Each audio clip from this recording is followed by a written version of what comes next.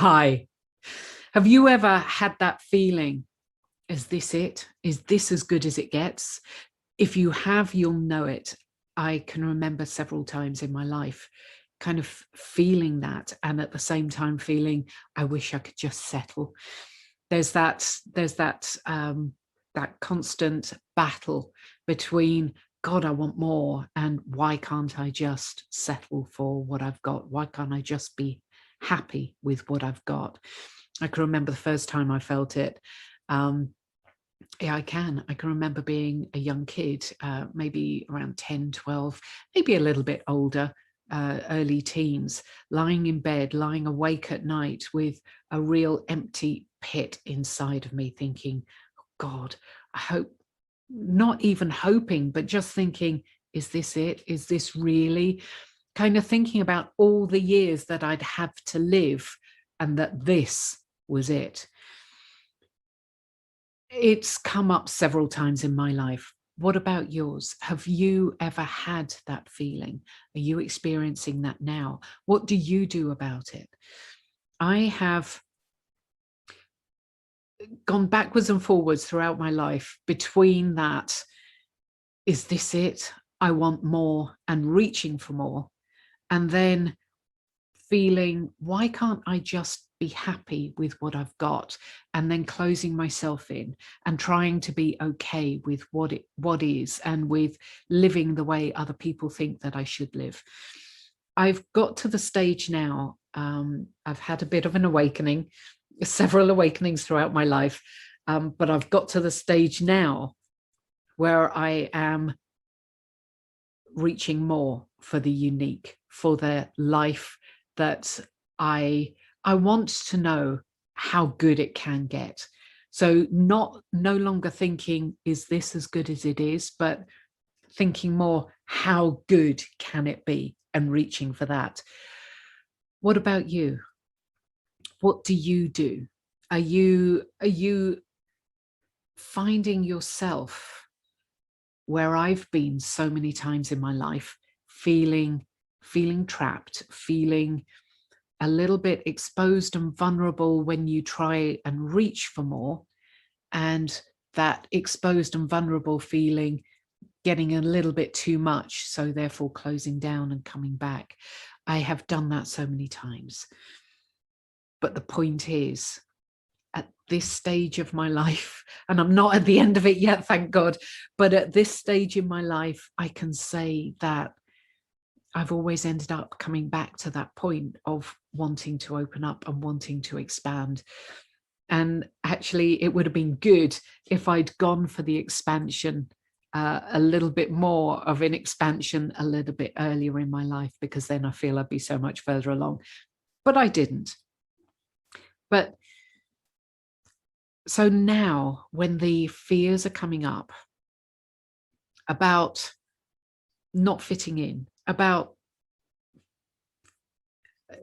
looking weird, or people thinking I'm mad or I'm wrong, when those start coming up, I am remembering all those times that I've been there in the past and ended up closing myself down.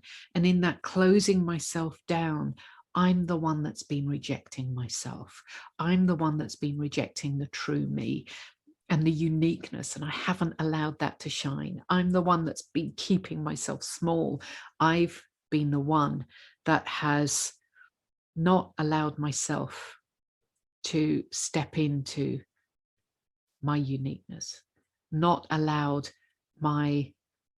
myself to really explore how good it can be, how great my life can be, because I've feared losing what I had. Well, there have been many times in my life where I've lost what I've had, and what I've ended up with has actually been better than what I've lost.